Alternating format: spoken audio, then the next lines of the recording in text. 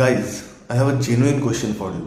মানে গত পরশুদিন রাতের বেলা পিএসজি ভার্সেস বায়ার্ন মিউনিখের ওই ম্যাচটা, মানে এত অ্যাগ্রেসিভনেস, এত হট ব্লাডেড একটা ম্যাচ ছিল। ওই ম্যাচটাতে স্কোর লাইন দাঁড়িয়েছে 5-4, পিএসজি 5, বায়ার্ন মিউনিখ 4।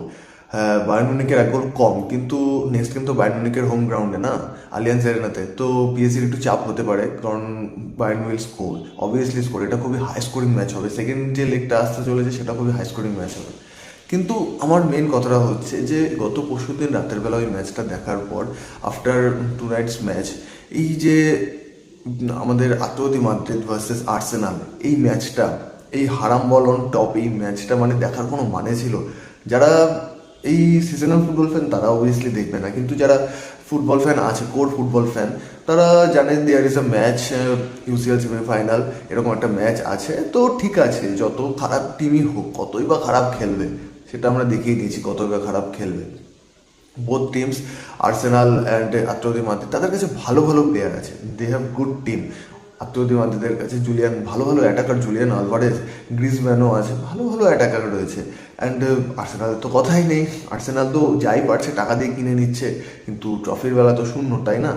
তো এই দুটো টিমের কাছে এত ভালো ভালো প্লেয়ার থাকা সত্ত্বেও এই যে হারাম বলটা খেলে, অ্যান্ড আমার যেই মাথা, মুডটা যে এত বাজে রকমভাবে নষ্ট করে দেয়, 12:30টার সময় রাত জেগে খেলা দেখার কোনো মানেই হয় না। মানে কোনো মানেই হয় না। মানে গত পরশুদিন রাতে একটা ম্যাচ দেখলাম, কালকে রাতে একটা ম্যাচ দেখলাম। এই হারাম বল যদি চলতে থাকে সিরিয়াসলি, মানে আত্মীয় মাদ্রিদের খেলা তো দেখা বন্ধ করেই দেবো। সেটা বার্সেলোনার এগেনস্টে হোক বা রিয়াল মাদ্রিদের এগেনস্টে, এই আত্মীয় মাদ্রিদের খেলা দেখা বন্ধ করেই দেবো। মানে গিয়োকরেসের ওটা যে পেনাল্টি দিল, পিছন থেকে পুশ করেছে, গিয়োকরেস বল পায়নি তখনও, ঠিক আছে, গিয়োকরেস বল পায়নি, পুশ করেছে, and that's a foul, that's a foul. ওখানে পেনাল্টি দিয়ে দিল, ওটা পেনাল্টি হয়ে গেল। আমার কোশ্চেন ওখানেও যে, যেটা আতলেতিকো মাদ্রিদকে পেনাল্টি দেওয়া হয়েছে আর্সেনালের ডি বক্সে, যে হ্যান্ডবলটা হয়েছে, বেন হোয়াইটের, ওটা হ্যান্ডবল। বল যাচ্ছে বাইরের দিকে, পিছনে কোনো প্লেয়ার নেই আতলেতিকো মাদ্রিদের, কিন্তু ওটা হ্যান্ডবল দিয়ে দিল, ওটাও পেনাল্টি হয়ে গেল।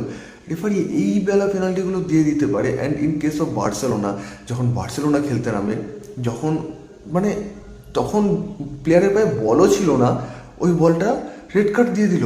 কার্ড বার করতে টাইম লাগে না বার্সেলোনার এগেনস্টে, আর এই ক্ষেত্রে ফটাফট একবারে পেনাল্টি, অপোনেন্টকে পেনাল্টি, এই টিমকে পেনাল্টি দিয়ে দিচ্ছে। আর বার্সেলোনার ডানিয়ানকে যখন পিছন থেকে পুশ করলো বক্সের মধ্যে, সেটা পেনাল্টি হয় না।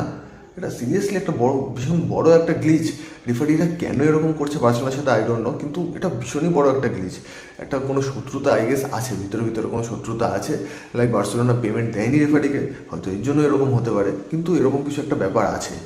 So guys, I will suggest all the football fans কি নেক্সট লেগ, যেটা সেকেন্ড লেগ আছে, you should watch just only এই বায়ার্ন মিউনিখ ভার্সেস পিএসজির এই ম্যাচটা। এই ম্যাচটাই দেখা উচিত। টিমে ভাই এত ভালো ভালো প্লেয়ার আছে, এত অ্যাটাকিং প্লেয়ার, মানে আমরা যেরকম খেলা দেখতে চাই, একটা অ্যাগ্রেসিভনেস, একটা দৌড়াদৌড়ির ব্যাপার, একটা চেসের ব্যাপার, একটা প্রেসিংয়ের ব্যাপার, ওই ব্যাপারটা আছে। কিন্তু এই যে আতলেতিকো মাদ্রিদ, আর্সেনাল, এদের খেলা দেখে লাভ নেই। যে কোনো একটা টিম যাবে, ফাইনালে যাবে, ইউসিএল ফাইনালে, অ্যান্ড গিয়ে ভাই পিএসজি আর বায়ার্ন দুটোই ভালো টিম আছে, যে কোনো একটা টিম যদি ফাইনালে ওঠে, ওই টিমের কাছে হেরে বেরিয়ে যাবে। There is no way Arsenal or Atletico Madrid will win the Champions League. এটা তো আমার প্রেডিকশনে রয়েছেই, যে এই দুটো টিমের মধ্যে কেউ জিততে পারবে না।